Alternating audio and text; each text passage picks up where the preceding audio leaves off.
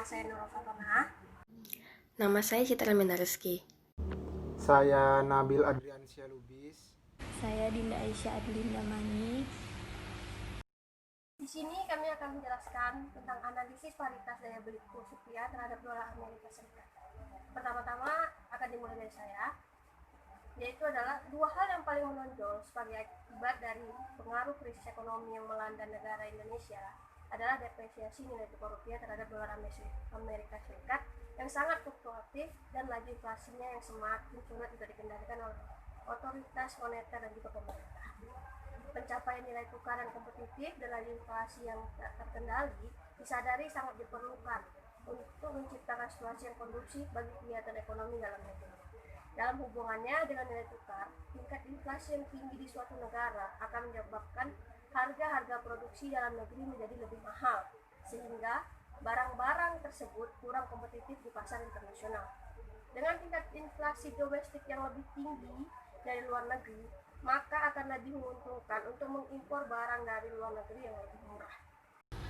Di sini saya akan menjelaskan salah satu teori yang menjelaskan hubungan antara tingkat harga atau inflasi dengan pergerakan nilai tukar adalah teori paritas daya beli.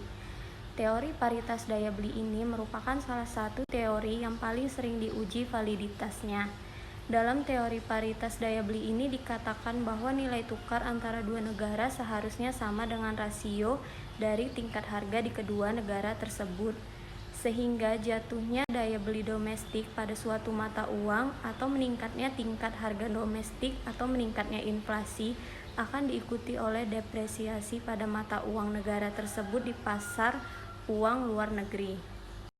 Namun, jika yang terjadi adalah sebaliknya, yaitu daya beli domestik mengalami kenaikan atau tingkat inflasi turun atau terjadi deflasi, maka akan diikuti pula oleh apresiasi pada mata uangnya. Dalam jangka pendek, perubahan dalam nilai tukar baik itu depresiasi maupun apresiasi dapat disebabkan oleh banyak hal lainnya, baik itu faktor fundamental maupun faktor non-fundamental. Faktor fundamental atau faktor ekonomi yang dapat mempengaruhi antara lain adalah tingkat inflasi, tingkat suku bunga, laju pertumbuhan, jumlah uang beredar, aliran modal yang masuk maupun keluar, serta kebijakan moneter yang dijalankan oleh pemerintah.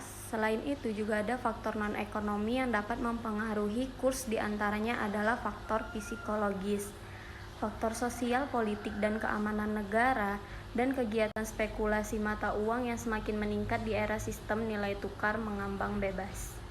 Penerapan sistem nilai tukar mengambang bebas memiliki beberapa keunggulan antara lain. 1. Otonomi kebijakan moneter.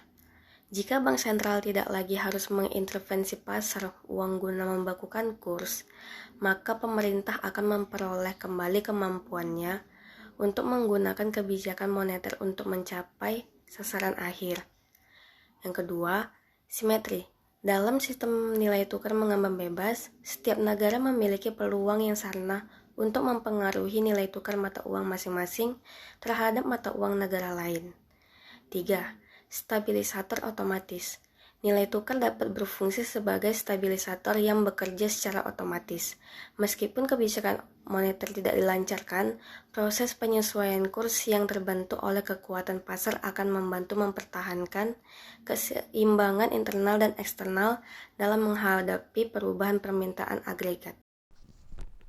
Selanjutnya, saya akan menjelaskan tentang teori paritas daya beli atau Purchasing Power Parity Theory. Teori paritas daya beli terbagi menjadi dua, yaitu versi absolut dan versi relatif. Teori paritas daya beli versi absolut sering dikaitkan dengan teori Law of One Price, walaupun sebenarnya ada perbedaan di antara keduanya. Teori Law of One Price lebih diterapkan pada suatu jenis barang saja. Sedangkan teori paritas daya beli diterapkan pada tingkat harga secara keseluruhan, yaitu menggunakan sekeranjang barang dan jasa.